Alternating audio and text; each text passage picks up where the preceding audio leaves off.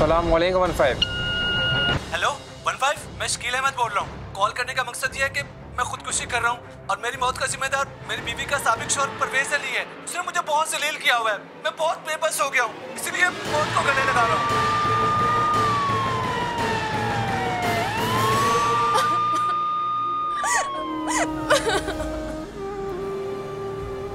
जो अल्लाह की मर्जी, सब्र करें प्लीज।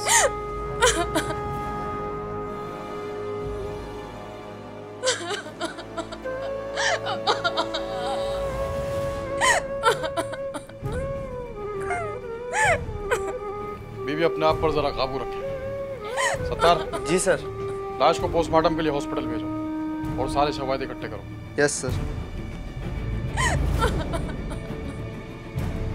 मायरा साहिबा, क्या आप मुझे बता सकती हैं कि ये आपके शौहर इन्होंने खुदकुशी क्यों की? शकील का कत्ल हुआ है, ये खुदकुशी नहीं कर सकता। क्या? ये आप क्या कह रही हैं? मरने वाले के हाथ में उसका अपना पिस्तौल है और इसने खुदकुशी से पहले 15 पर कॉल की थी। मेरे एक्स हस्बैंड परवेज, वो हमें काफी दिनों से धमकियां दे रहे थे और खतरनाक मैसेजेस भी कर रहे थे। ये तो सोच सोच कर जहनी मरीज हो गए थे। तो आप गिरफ्तार कर लीजिए। जी सर, मैडम बिल्कुल ठीक कह रही हैं। शकील साहब अक्सर ज़हनी अजियत का शिकार रहते थे क्योंकि परवेज साहब उनको अक्सर धमकी अमेज मैसेजेस किया करते थे। आप कौन हैं? ये हमारी बेकरी पर हेड शेफ है। जब ये वाकया हुआ तो आप लोग कहाँ थे? सर, मैडम भी बेकरी पे थी और मैं भी बेकरी के किचन में था। हमें तो मोहल्ले वालों ने कॉल करके बताया कि ये वाकया।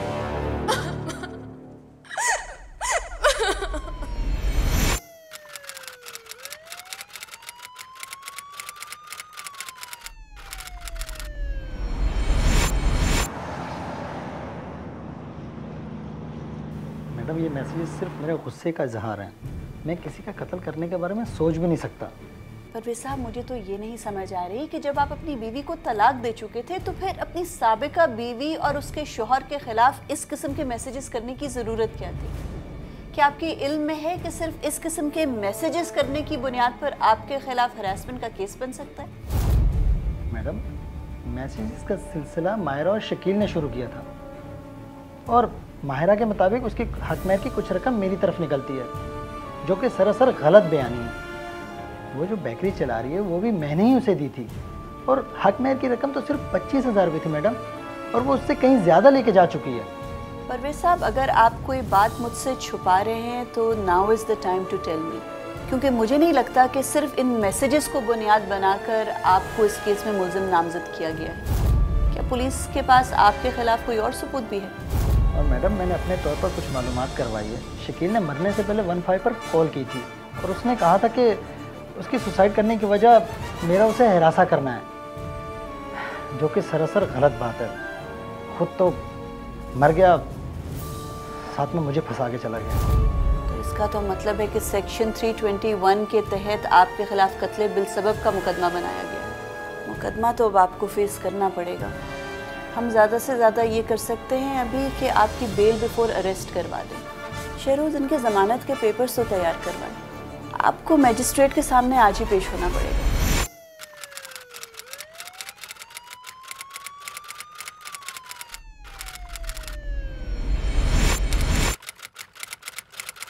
इंस्पेक्टर साहब, आप अदालत को बताइए कि आपने जाए वारदात पे क्या देखा? जज साहब, 12 नवंबर को दिन के 4 बजे 15 पर हमें इत्तला दी गई थी कि ब्लॉक एन की 11 नंबर गली में एक मकान में शकील नामी एक शख्स खुदकुशी करने जा रहा था। जब हम जाए वारदात पर पहुंचे तो दरवाज़ा बाहर से लॉक था। पड़ोसी ने हमें मकतूल की बीवी मायरा का नंबर दिया। हमने उसे फ़ोन करके बुलाया, उन्होंने ही दरवाज़ा खोला और जब हम घर के अंदर दाखिल हुए तो शकील की लाश बेड पर पड़ी थी। उसके हाथ में 9mm पिस्टल भी था और फॉरेंसिक रिपोर्ट के बाद पता चला कि उसके हाथ में गन पाउडर भी मिला है। पोस्टमार्टम के मुताबिक मरने वाले के दिमाग में गोली फंस चुकी थी, जिसकी वजह से फौरी तौर पर मौत वाक़ हो गई। मौत तकरीबन 3:30 से 4:30 बजे के दरमियान हुई है। आप ज़रा ये बताइए कि मुलजिम परवेज को किस बिना पे मुलजिम करार दिया गया है? मकतूल शकील ने मरने से पहले अपने ही मोबाइल से 15 पर कॉल की। हेलो 15? और उसने बताया था कि मुलजिम परवेज उसको इस कदर हिरासा कर रहा है और मेरी मौत का जिम्मेदार मेरी बीवी का साबिक शौहर परवेज अली है। मरने वाले की बीवी मायरा साहिबा ने हमें बताया कि मुलजिम परवेज़ उनके शौहर और ख़ुद उनको भी मुस्तकिल धमकी आमेज़ मैसेजेस कर रहा है। मुलजिम परवेज़ ने शकील को इस कदर खौफजदा कर दिया था कि उसने हिरासा होकर खुद अपनी जान ले ली। हमने मुलजिम को सेक्शन 321 के तहत चार्ज किया। योर ऑनर, मुलजिम के धमकी आमेज पैगामात के रिकॉर्ड अदालत में जमा करवाए जा चुके हैं और ये पैगामात साफ जाहिर करते हैं कि मुलजिम परवेज़ ने मरहूम शकील की ज़िंदगी ना सिर्फ अजीरन कर दी थी बल्कि उसको बेबसी की उस इंतहा तक पहुंचा दिया था कि उसने उस जिंदगी के ऊपर मौत को तरजीह दी और खुद अपने हाथ से अपनी जान ले ली। योर ऑनर, आयो साहब से कुछ सवालात करने की मुझे भी इजाज़त है। इजाज़त। आयो साहब, आपने जो मेरे क्लाइंट परवेज़ साहब के मैसेजेस अदालत में जमा करवाए, उनमें कोई भी मैसेज ऐसा है जिसमें वाज़े तौर पर नज़र आए कि परवेज़ साहब ने मरहूम शकील साहब को जान से मार देने की धमकी दी हो, किसी किस्म का नुकसान पहुंचाने की धमकी दी हो? जी नहीं, कत्ल की धमकी का कोई वाज़े मैसेज तो नहीं है, लेकिन मुलजिम परवेज़ मुसलसल शकील को जलील कर रहा था, उसे हिरासा कर रहा था और शकील कमज़ोर आसाब का मालिक था, बर्दाश्त नहीं कर सका। आयो साहब, आपने अदालत को पूरी तफसील नहीं बताई। आप तो ये जाहिर करने की कोशिश कर रहे हैं जैसे मेरे क्लाइंट्स ने कोई यकतरफा मैसेजेस भेजे जिनमें धमकियां थी या तजलील आमेज मैसेजेस थे, जबकि असल हकीकत तो ये है कि मायरा और शकील साहब भी तल्ख कलामी करते रहे हैं मैसेजेस में और मेरे क्लाइंट ने जवाबी मैसेजेस भेजे। आयो साहब, अगर आपने ये तफ्तीश ईमानदारी से की होती तो इस केस में तो बहुत से सवालिया निशान उठते हैं। पोस्टमार्टम की रिपोर्ट ये बताती है कि मरने वाले के जिस्म से ड्रग्स पाई गई और ड्रग्स इतनी मिकदार में पाई गई कि वो इंसान बेहोशी की हालत में होता। मेरा सवाल ये है कि एक बेहोश इंसान अपने आप को किस तरह शूट कर सकता है? और जिस 15 की कॉल का तज़किरा अदालत में चल रहा है, उस 15 की कॉल में भी मरहूम की आवाज में कहीं भी गुनूदगी की कैफियत जाहिर नहीं होती। हो सकता है कि मरने वाले ने 15 पर कॉल करने के बाद ड्रग्स ली ताकि उसे मरते वक्त तकलीफ ना हो। अगर मरने वाले को मौत की तकलीफ का डर होता तो वो अपने आप को शूट क्यों करता? वो ड्रग ओवरडोज लेकर भी तो खुदकुशी कर सकता था, अपने आप को शूट ही नहीं करता। आप मुझे ये बताएंगे कि 15 पर कॉल मौसूल होने के कितनी देर के बाद आप मरहूम के घर पहुंचे थे? यही कोई 20 से 25 मिनट मुझे लगे होंगे वहाँ पहुँचने में। आपने अभी अदालत के सामने ये मफरूज़ा पेश किया कि 15 पर कॉल करने के बाद मरहूम ने शायद ड्रग्स ली हो और उसके बाद अपने आप को शूट कर दिया हो। मैंने पहले भी कहा है कि आपने पोस्टमार्टम रिपोर्ट को तफसील से नहीं पढ़ा। इस केस से बहुत से जुड़े हुए सवालात इस पोस्टमार्टम रिपोर्ट से उठते हैं। पोस्टमार्टम रिपोर्ट ये बताती है कि शकील साहब की मौत से कोई 1.5 घंटा कबल शकील साहब ने ड्रग्स ली थी और वो ड्रग्स इतनी मिकदार में थी कि वो यकीनन बेहोशी की हालत में या बेहोश हो चुके होंगे। मेरा सवाल फिर यही है कि एक बेहोश इंसान किस तरह अपने आप को शूट कर सकता है? और आपने मेरे क्लाइंट के खिलाफ सेक्शन 321 कत्ले बिल सबब के तहत मुकदमा दर्ज किया है। आप बताएंगे कि ये दिफा कहती क्या है? सेक्शन 321 के तहत अगर किसी शख्स के किसी भी एक्शन से किसी की मौत वाक़ हो जाए तो वो कत्ल बिल सबब होता है। ये इनकम्प्लीट डेफिनेशन है। आपकी याद दहानी के लिए बताती चलूं कि ये दिफा कहती क्या है। Whenever a person does not intend to cause death of another person or cause harm to another person, but does an unlawful act which causes the death of this another person, यानी कि कोई ऐसा गैर कानूनी अमल जिसकी वजह से किसी की मौत वाक़या हो जाए, ये है सेक्शन 321। और आपने जिस दिफा के तहत मेरे क्लाइंट के खिलाफ मुकदमा दर्ज किया है तो मेरे क्लाइंट्स ने तो कोई गैर कानूनी या अनलॉफुल एक्ट नहीं किया। जिन मैसेजेस को बतौर सबूत आप अदालत में पेश कर चुके हैं, उन मैसेजेस में भी कोई गैर कानूनी बात नहीं थी, ना तो उनमें धमकियां दी गई, ना ही कोई ब्लैकमेल का आंसर था। तो मेरे क्लाइंट पर आप कत्ले बिल सबब का किस तरह से मुकदमा दायर कर सकते हैं? मेरे क्लाइंट का इस मौत से कोई ताल्लुक नहीं है। वाक़े के रोज भी ना तो मेरे क्लाइंट ने कोई मैसेजेस किए, वाक़े के वक्त भी मेरा क्लाइंट 25 किलोमीटर दूर अपने ऑफिस में बैठा था। आयो साहब, मेरा तजर्बा तो ये कहता है कि ये कत्ले बिल सबब नहीं बल्कि कत्ले अम्द का केस है। हुजूर, आप असली कातिल को तलाश कीजिए। योर ऑनर, मुल्जिम परवेज मरहूम शकील साहब की मौत का किस तरह जिम्मेदार करार पाता है, इस बात की वजाहत के लिए मैं चाहूंगा कि मायरा साहिबा को कटहरे में बुलाया जाए। इजाजत है। मायरा साहिबा, मुल्जिम परवेज आपका साबिक शौहर है और ये आपको तलाक दे चुका है। आप जरा अदालत को बताइए किन वजूहात की बिना पे इसने आपको तलाक दी और ये शख्स किस नेचर का आदमी है। मैं इस शख्स के ऑफिस में जॉब करती थी। इस शख्स ने मुझसे जबरदस्ती शादी की। शादी के बाद मुझे बहुत जलील करता था। कहता था कि मैंने तुम्हें जमीन से उठाकर आसमान पे बिठा दिया है। ये मुझ पर बहुत शक करता था, बहुत जुल्म करता था मुझ पर। I'm home। कहाँ से आ रही हो? अरे बैटरी से आ रही हूँ भाई। लेकिन मेरा सेल फोन तो बता रहा है कि तुम फेज 5 गई थी। तुमने अपने मोबाइल पर ट्रैकर लगा लिया है? तुम मेरी जासूसी कर रहे हो? हाँ यार, फेज 5 में काम था मुझे। पता है तुम्हारे इस शक से ना मुझे बहुत घुटन होती है, अजीब लगता है। क्यों ना करूं शक? ये जो तुम इतना बन ठन कर निकलती हो, किससे मिलने जाती हो? और तुम्हें पता है आज मैं ऑफिस से इतना जल्दी क्यों आया? आज क्या दिन है? ओ परवेज, आई एम सॉरी, मैं तो भूल ही गई आज तुम्हारी बर्थडे है। देखो ना कितनी बुरी हूँ मैं, कुछ याद ही नहीं रहता है। सॉरी। एहसान फरामोश औरत, मुझसे शादी के बाद तुम अपनी औकात भूल गई हो कि एक कच्ची आबादी में रहने वाली एक मामूली सी औरत थी। और ये जो तुम आज स्टेटस एंजॉय कर रही हो ना, ये सब मेरी वजह से। उफ खुदा परवेज, तो मैंने कब डिनाई किया है मैंने? शादी का मतलब ये नहीं कि मैं 24 घंटे तुम्हारी नजरों के सामने रहूं। तंग आ गई हूँ तुम्हारी तानेबाजी सुनकर। शादी उम्र भर का साथ होता है और ये बिजनेस जो मैं कर रही हूँ ना, ये तुम्हारे कहने पर कर रही हूँ ताकि तुम मुझे अपने सर्किल में प्रेजेंट कर सको। क्या कॉन्फिडेंस है? एक मामूली चपरासी की लड़की मुझसे नजरें मिलाकर बात कर रही है। तुमसे शादी का मतलब यह था कि तुम सारी जिंदगी मेरे पाँव को जूता बनकर रहोगी, मेरा एहसान मानोगी। और ये जो तुम आज बेकरी की मालकन बनी हो ना, ये मेरी वजह से। Pervez, it's too much. तुम मेरी तौहीन कर रहे हो। हाँ नहीं है मेरा कोई ताल्लुक किसी अमीर फैमिली से। तुम मुझे अपनी बीवी नहीं, बल्कि तुम मुझे अपनी गुलाम बना के रखना चाहते हो। इससे ज्यादा मैं एक मामूली औरत को अपने घर में रहने की इजाजत नहीं दे सकता। दफा हो जाओ मेरे घर से, दफा हो जाओ। अगर तुम मेरी मर्जी के मुताबिक नहीं चल सकती ना, तो इस घर में रहने का कोई जवाब नहीं। निकल जाओ मेरे घर से और मेरी तरफ से तलाक समझो।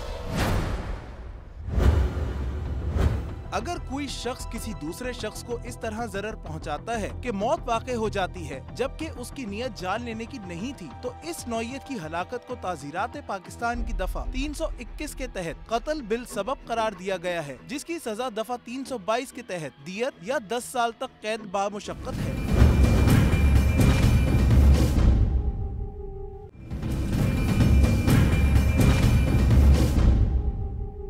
तलाक के बाद मैंने शकील से शादी कर ली। शकील मेरी बेकरी में मैनेजर था। शकील से शादी करने का मकसद सिर्फ इतना था कि वो मेरा कारोबार संभाल ले और हमारे मुआशरे में तलाक याफ्ता लड़की को इज्जत की निगाह से नहीं देखा जाता, नहीं दी जाती उसे कोई इज्जत। शकील निहायत बहुत शरीफ इंसान था, लेकिन इस आदमी ने उसे टॉर्चर करके नफ्सियाती मरीज बना दिया था। ये शख्स मुझे और शकील को मैसेजेस करके हिरासा करता था। इसी शख्स ने शकील को बेबसी के इंतहा तक पहुंचा दिया था। मेरा शब दरवाजे खिड़की दरवाजा बंद कर दो। शकील, मेरा शब बंद करो। क्या कर रहे हो तुम ये सब? परवेश ने मेरे पीछे बंदे लगाए, वो मेरी हकी कर रहे हैं, मुझे कहते कर रहे हैं। वो ऐसा कुछ नहीं करेगा, कुछ नहीं बिगाड़ेगा हमारा। हम एक काम करते हैं, हम पुलिस स्टेशन चलते हैं, वहां जाके एफआईआर कटवाते हैं, ठीक है? पुलिस भी कुछ नहीं करेगी, वो बड़े लोगों का साथ देती है। मेरा उसने मुझे मैसेज किया, उसने लिखा कि तुम बेकरी पे जो ऐश कर रही हो वो सब उसने दी है, और वो ये कह रहा था कि मैं तुमसे तलाक करवा के मैं उससे शादी करूंगा। ऐसा कुछ नहीं होगा। मेरा मुझे बहुत डर लगा। परवेज अब तो चले जाओ मेरी जिंदगी से, छोड़ दो मुझे। मेरा वो आएगा। मैं उसकी बातें सुन के बहुत परेशान हूँ। ऐसा कुछ होगा, तुम बैठो, मैं पानी लेकर आती हूँ तुम्हारे लिए। तुम बैठो, कुछ नहीं होगा। शकील ने खुदकुशी नहीं की। किसी शख्स ने शकील को इतना मजबूर कर दिया था कि वो खुदकुशी पर मजबूर हो गया। इसने मेरी जिंदगी उजाड़ के रख दी, तबाह कर दिया इस शख्स ने मुझे। इस आदमी को सख्त से सख्त सजा दे। योर ऑनर, माहिरा साहिबा का बयान सिर्फ ये जाहिर करता है कि ये अभी तक अपने आप को अपने माजी से अलग नहीं कर सकी। इनके बयान में भी सिर्फ तलखी पाई जाती है। और योर ऑनर, जिन मैसेजेस का रिकॉर्ड अदालत में जमा कराया गया है, उन मैसेजेस से भी ये तलखी साफ आया है। योर ऑनर, मेरे क्लाइंट अपनी साबिका बीवी मायरा और इसके शौहर शकील को मैसेजेस जरूर करते थे, और वो भी सिर्फ इसलिए क्योंकि मायरा ने अभी तक सही तौर पर कता ताल्लुक नहीं किया था। कभी ना कभी ये भी एक तल्ख आमेज फिक्रा उनको लिख के भेज देती थी। और योर ऑनर, मुझे हैरत तो इस बात पर हो रही है कि पुलिस ने अपनी तफ्तीश में पोस्टमार्टम की रिपोर्ट को नजरअंदाज किया और मुद्दई की जज्बाती बातों को बुनियाद बनाकर मेरे क्लाइंट के खिलाफ मुकदमा दर्ज कर लिया। योर ऑनर, मेरी गुजारिश है कि पुलिस और प्रोसिक्यूशन को हदायत की जाए कि वो पोस्टमार्टम की रिपोर्ट को बेस बनाते हुए अपनी तफ्तीश का रुख किसी और सिमत करे। योर ऑनर, यही पोस्टमार्टम रिपोर्ट इस बात की तरफ भी इशारा करती है कि शकील अहमद ने खुदकुशी नहीं की बल्कि उसका कत्ल हुआ है। योर ऑनर, मैं इसी अदालत में ये बात प्रूव भी करूंगी। Thank you sir. Your honour, forensic report के मुताबिक मरहूम के हाथ पे गन पाउडर मिला है और मरहूम ने खुद अपने मोबाइल से 15 पे कॉल करके इतला दी कि मुल्जिम ने इसे हिरासा किया है और इस हद तक हिरासा किया है कि अब वो खुदकुशी पे मजबूर हो गया है। योर ऑनर, बज़ाहिर कटहरे में खड़ा हुआ ये मासूम शख्स दरअसल यही है जिसने शकील साहब को खुदकुशी करने पे मजबूर किया। योर ऑनर, ये शख्स साहिब सरवत है और मैं बहुत अफसोस के साथ कह रहा हूं कि इस मुल्क के अंदर पैसे से हर चीज खरीदी जा सकती है। योर ऑनर, मुझे यकीन है कि इस शख्स ने पैसे को इस्तेमाल करते हुए पोस्टमार्टम रिपोर्ट के अंदर टेम्परिंग करवाई है। चूंकि अदालत का वक्त खत्म हो गया है, लिहाजा आप अपनी इजरे नेक्स्ट हियरिंग में कीजिएगा। पुलिस को इस बात के अहकाम दिए जाते हैं कि वो पोस्टमार्टम की रिपोर्ट की वेरिफिकेशन दोबारा से करें और मौत की मुख्तलिफ डायमेंशंस पर भी तफ्तीश की जाए। इस केस की समाअत मुलतवी की जाती है।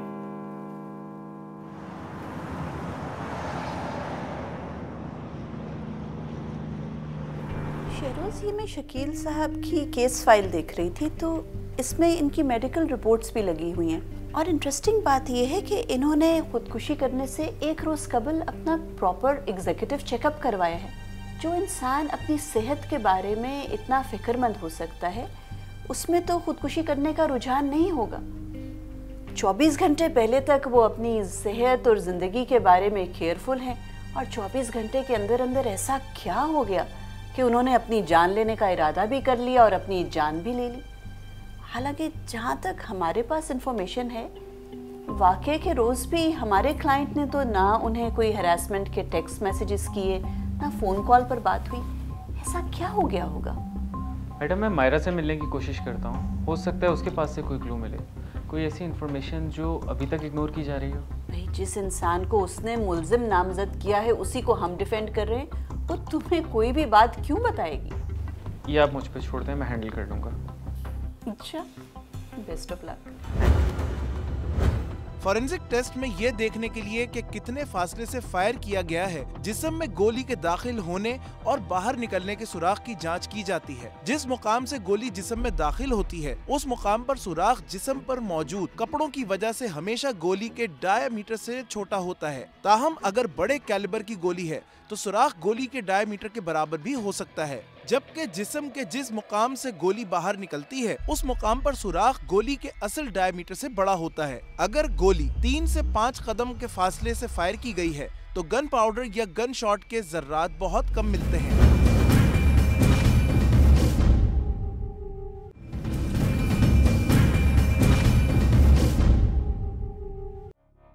मुझे आपसे कुछ इन्फॉर्मेशन लेनी थी, मैं इसलिए आया हूँ। देखें, आप आमना कबीर के कुलीग हैं। वो मेरे शौहर के कातिल को बचाने की कोशिश कर रही हैं। मैं आपसे कोई बात नहीं कर सकती। देखिए मायरा साहिबा, आमना मैडम सिर्फ अपने क्लाइंट को सेफ नहीं कर रही, बल्कि वो उस वाक़े की असल हकीकत तक पहुंचना चाह रही हैं। मैं यहाँ आपसे ये पूछने आया हूँ कि उस दिन क्या हालात ऐसे हो गए थे कि आपके हस्बैंड ने खुद को शूट करने का फैसला कर लिया? उस दिन उनकी तबीयत ठीक नहीं थी, वो घर में आराम करना चाहते थे, तो मैं बेकरी के लिए चली गई। वहाँ पर मुझे पड़ोसियों ने बताया कि वो खुदकुशी कर चुके। आई एम सॉरी, मेरा मकसद आपको हर्ट करना नहीं था। पोस्टमार्टम रिपोर्ट में यह है कि शकील साहब मौत के वक्त नशे की हालत में थे।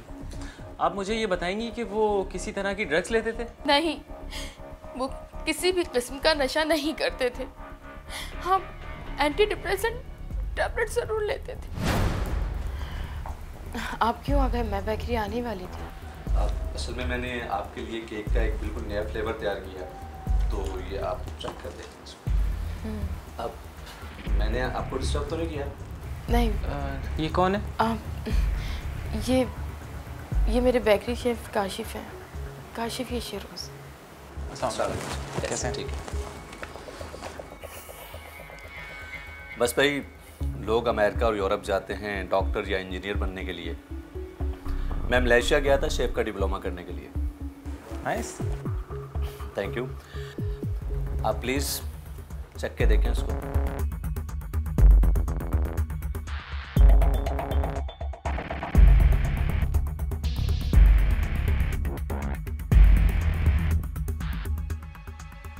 ठीक है मायरा साहिबा, मैं चलता हूँ। आपके कहने के मुताबिक शकील साहब मौत के वक्त नशे की हालत में नहीं थे, राइट?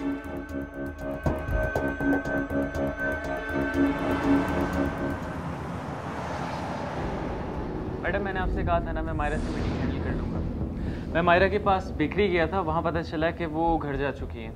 मैम, मायरा से घर जाके मिला हूँ तो वहाँ पे भी कोई इन्फॉर्मेशन नहीं मिली। उसने सिर्फ यही बताया कि उसका हस्बैंड एंटी डिप्रेसेंट खा रहा था, किसी तरह का नशा नहीं कर रहा था।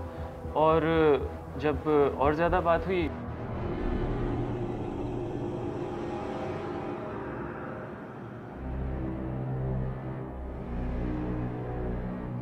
तुम्हारी स्पेकुलेशन भी ठीक ही लग रही है मुझे। लगता है शादी के बाद अकल आ गई है तुम्हें। हाँ अच्छा जनाब, लेकिन आपको मैंने एक टास्क दी थी। मैंने आपसे कहा था कि शकील साहब की फेसबुक प्रोफाइल चेक करें, अगर उनका अकाउंट ओपन हो जाए तो मुझे दिखाएं। उस काम का क्या बना? मैडम, वो काम तो मैं कर चुका हूँ। उनका अकाउंट मैंने चेक किया था, कुछ वीडियोस अपलोड हुई भी हैं और कुछ तस्वीरें। अच्छा, इतनी ओपन प्रोफाइल है, कोई उसमें प्राइवेसी सेटिंग्स नहीं थी? कोई मैसेजेस मिले काम के? नहीं। दिखाओ मुझे।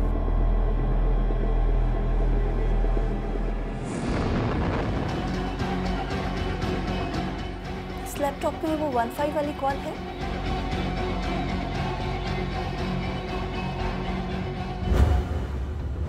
– 2015 में पाकिस्तान में कत्ल की कुल 13,276 वारदातें हुई। पंजाब में 5,953, सिंध में 3,252, खैबर पख्तूनख्वा में 3,184, बलूचिस्तान में 615, इस्लामाबाद में 144 और आज़ाद कश्मीर में कत्ल की कुल 77 वारदातें रिकॉर्ड हुई।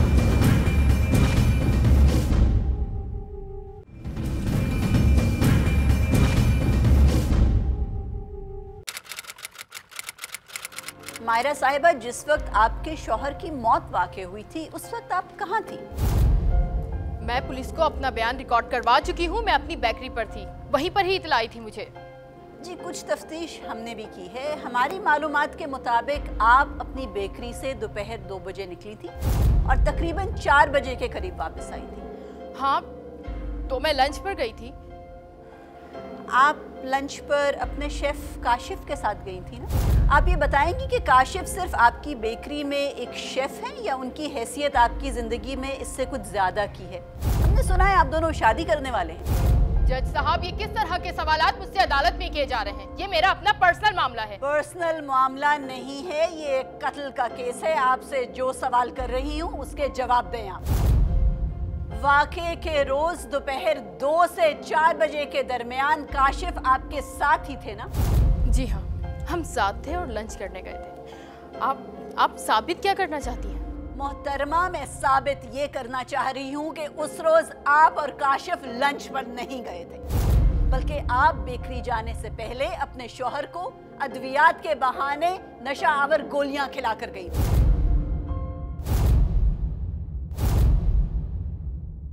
और जब ये यकीन हो गया कि आपका शौहर बेहोशी की हालत में होगा, आप काशिफ को लेकर अपने घर वापस आए, अपने शौहर को कत्ल किया, वहां से अपनी मौजूदगी के तमाम शवाहिद मिटाकर आप लोग वापस बेकरी चले गए। मिस आमना, मेरी समझ में नहीं आ रहा आप किस तरह की बातें कर रही हैं। मरहूम के हाथ पे गन पाउडर पाया गया, जिससे साफ जाहिर होता है कि मरहूम ने खुदकुशी की है।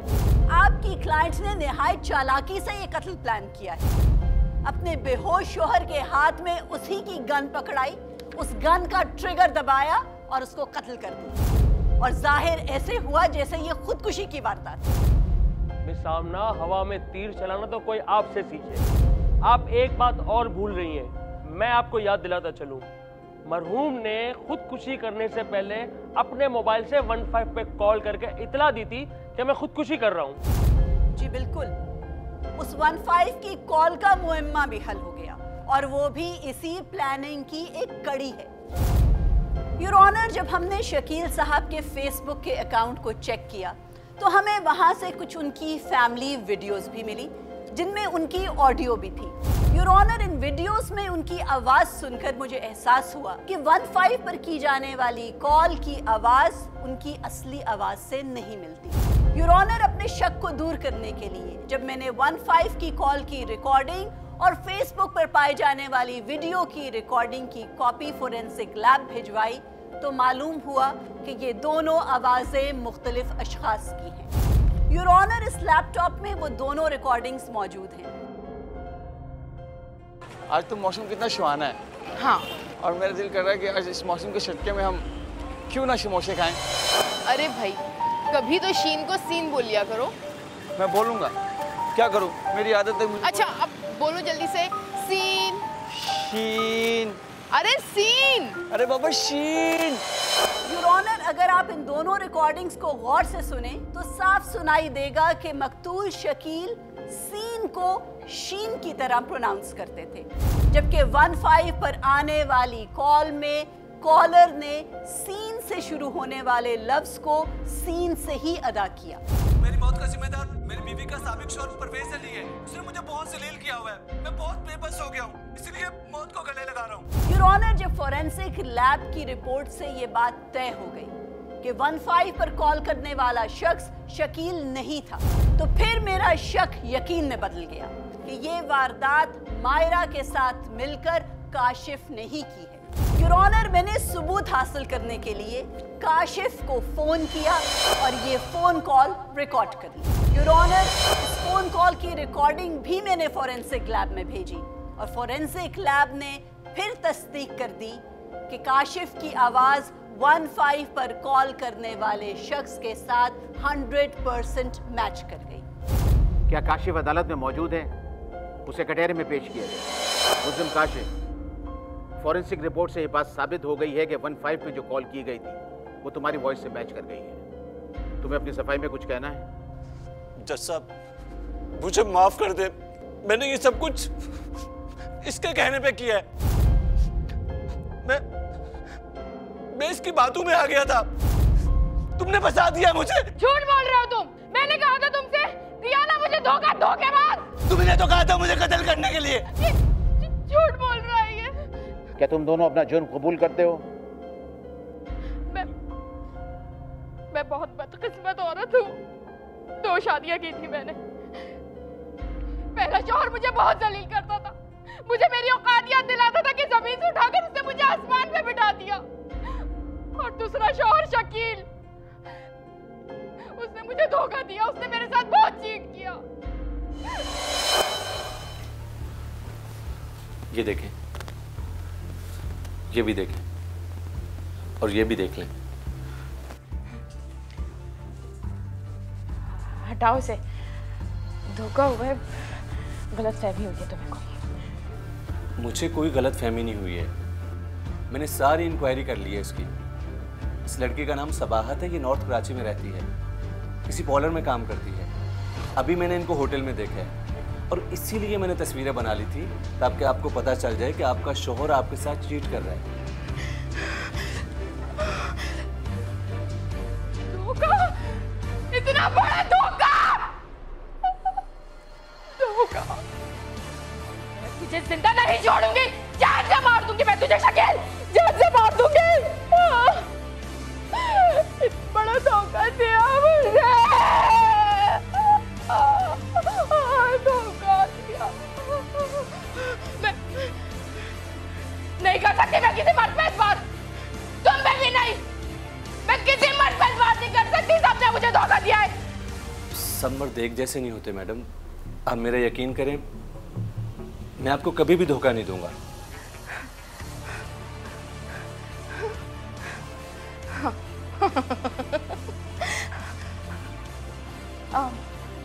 एतबार करो। हाँ?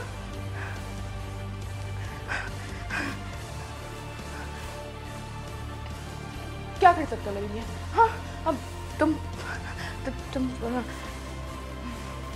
जान ले सकते हो, एतबार कर लो। आप हुक्म तो करें, मैं कुछ भी कर जाऊंगा। परवेज मुझे तलाक देने के बाद भी धमकियां अमेज मैसेजेस करता है। शकील मुझे चीट कर रहा है, धोखा दे रहा है मुझे। मैं चाहती हूँ कि एक जान से जाए और दूसरा जेल। आप इतने एक्सट्रीम पे क्यों जा रही हैं? आप खुला ले सकती हैं, तलाक ले सकती हैं। खुला ले लो, अपने माथे पर स्टिकर लगा लूं तलाक का। मैं आपसे मोहब्बत करता हूँ और मैं ये साबित कर दूंगा कि सब मर्द एक जैसे नहीं होते।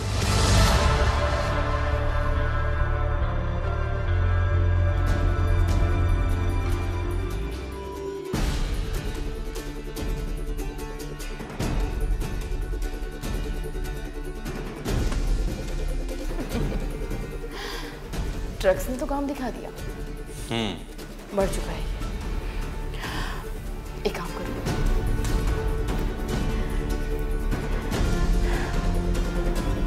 ये लो 15 पर कॉल करो।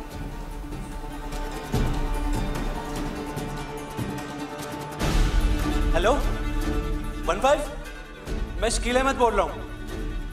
कॉल करने का मकसद ये है कि मैं खुदकुशी कर रहा हूँ और मेरी मौत का जिम्मेदार मेरी बीवी का साबिक शौहर परवेज अली होगा। उसने मुझे बहुत जलील किया हुआ है, मैं बहुत बेबस हो गया हूँ, इसलिए मौत को गले लगा रहा हूँ।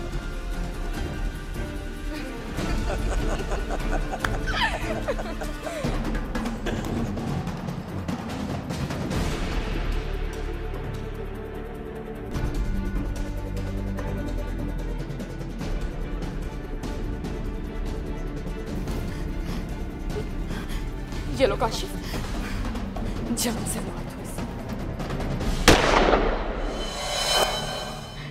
मैं बहुत शर्मिंदा हूँ अपने किए पर, मुझे माफ कर दो।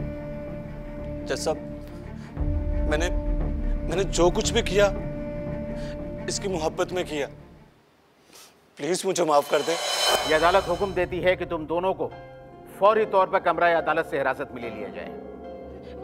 माफ कर दे, मैंने कुछ जानबूझ के नहीं किया, मुझे माफ कर दे। जैसा प्लीज मुझे भी माफ कर दे। जैसा अदालत ने पेश किए गए शवाहिद, वकला की बहस और मुल्जिमान मायरा और काशिफ के इतराफी जुर्म के बाद अदालत इस नतीजे पर पहुंची है कि शकील अहमद का कत्ल उसकी बीवी मायरा और काशिफ ने एक प्लानिंग के तहत किया है। कत्ल के इस मुकदमे में मुल्जिमा मायरा ने अपने साबिक शौहर परवेज को मुलविस कर दिया, लिहाजा यह अदालत मुल्जिम परवेज को कत्ल के इस मुकदमे से बरी करती है और इन दोनों मुल्जिमान काशिफ और मायरा के खिलाफ दफा 302/34 के तहत मुकदमा चलाने का हुक्म देती है। अदालत बर्खास्त की जाती है।